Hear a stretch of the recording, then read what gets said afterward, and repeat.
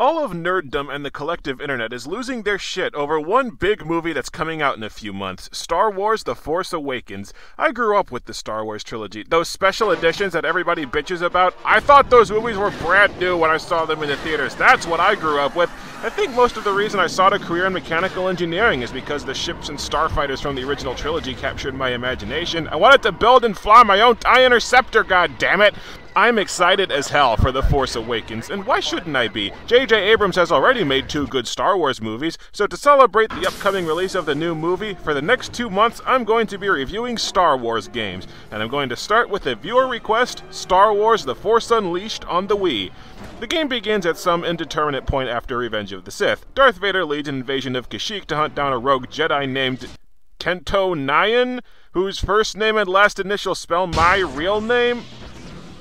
And by the way, the first level of the game where you play as Darth Vader, slaughtering everything that dares to breathe in your mere presence, it never stops being awesome. Vader kills me, but then finds that alternate me's son is very powerful with the Force, so Vader takes the kid and trains him as his secret apprentice to help him overthrow the Emperor. The first third or so of the game you're hunting down fugitive Jedi training to take over the Empire, but Vader gets caught red-handed by the Emperor and he betrays you.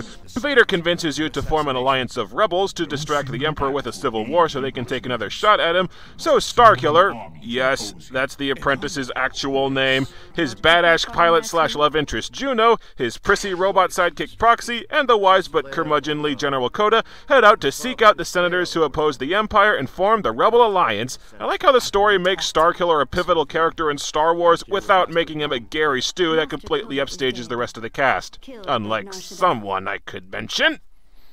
Now there's a very simple reason why this game is infamous among Wii owners. From literally the first second that the Wii was announced with a motion controller that's shaped exactly like a lightsaber hilt, every single gamer had the same question: when are we going to get our lightsaber fighting game? And everybody bought The Force Unleashed on the Wii because we all thought this was going to be that lightsaber game we were waiting for. And it so was not.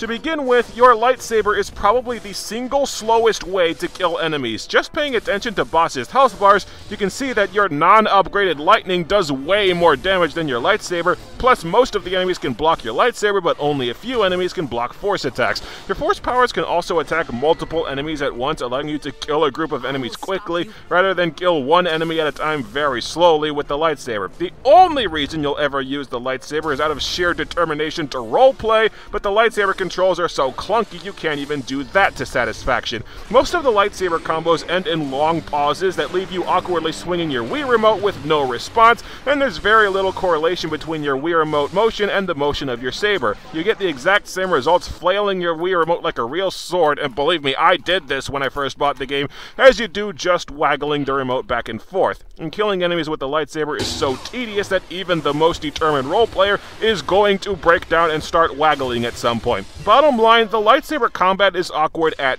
best, and it's truly amazing how far they went making the lightsaber worthless in the first place.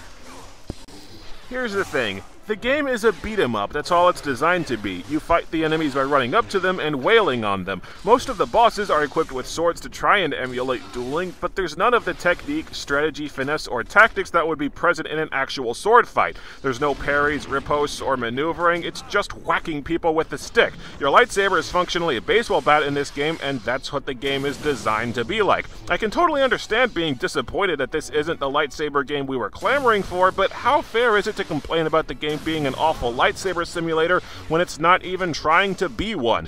There's a fine line between bitching about the game you have and bitching about the game you wanted, and I don't think we should complain that this game fails at something that it wasn't even trying to do. So now let's talk about the actual gameplay instead and move on from people's primary problem with the game.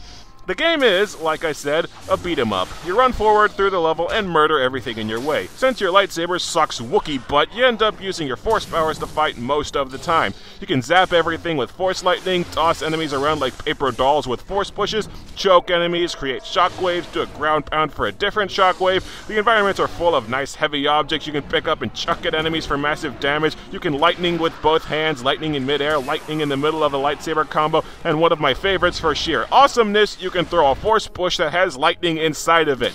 Hadouken!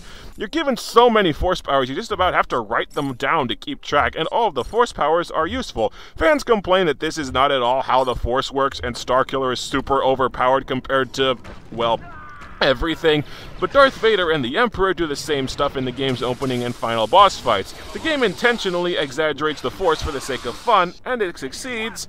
The problem is that it succeeds a little too well. The one fatal, gigantic problem with the game is the difficulty. There isn't any. Your Force Lightning alone can kill an entire group of enemies in mere seconds. Watch this.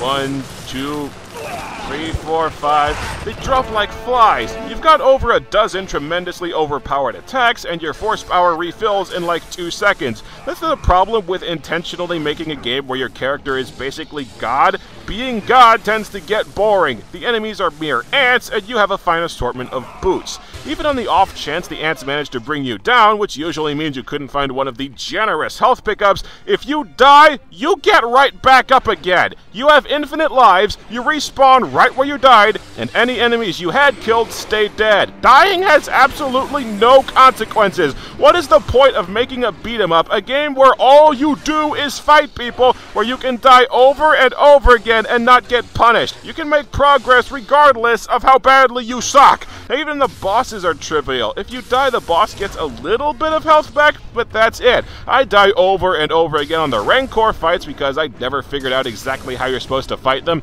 and I still beat them with no troubles. This contains no difficulty. This is completely bereft of challenge. I am sucking so much nuts, my breath attracts squirrels, and I'm still winning. The only difficult enemies in the game are the flamethrower enemies in the second half, and even that, no matter how firmly these guys plant boots in your ass, as long as you hit them at least once before you die, they will eventually expire. See what I mean about how this game has absolutely no challenge in it? I also find it annoying that you can't save in the middle of a level. If you turn the game off in the middle of a stage, you have to start that level over the next time you turn the game on. This isn't usually a problem since most of the levels are just 15 to 20 minutes long, but this is majorly annoying in the last level aboard the Death Star, which is over half an hour long and has to be finished in one sitting.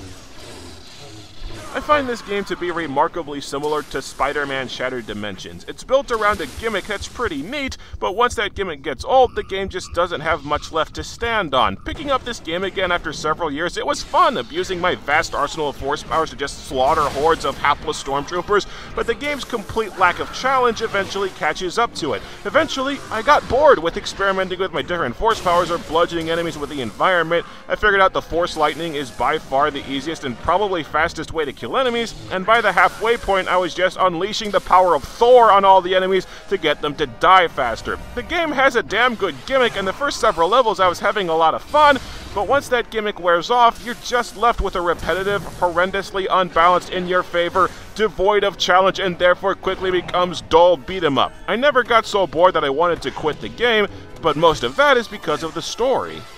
The story has a theme of nature versus nurture. You visit almost every location and every character you didn't kill twice, once as a good guy and once as a bad guy, and you see the terrible consequences of being on the dark side. Kashyyyk goes from being a beautiful jungle planet teeming with life to a bulldozed ruined forest ruled by slavery. Felucia goes from a gorgeous jungle planet to a tainted cesspool with deranged natives. Rexus Prime goes from being a total shithole to being an Imperial shithole, but still, it's pretty bad. General Coda, a great Jedi commander whose help you seek fighting the Empire, after your fight he goes from being a noble warrior to a stumbling drunk. Shaak Ti's apprentice goes completely insane under the dark side's influence after you kill her master. But at the same time, even seeing the consequences of his actions, Starkiller can't just turn his back on Darth Vader and the dark side, because it's not that easy to turn your back on the only thing you've known in your entire life. You don't need to fight me.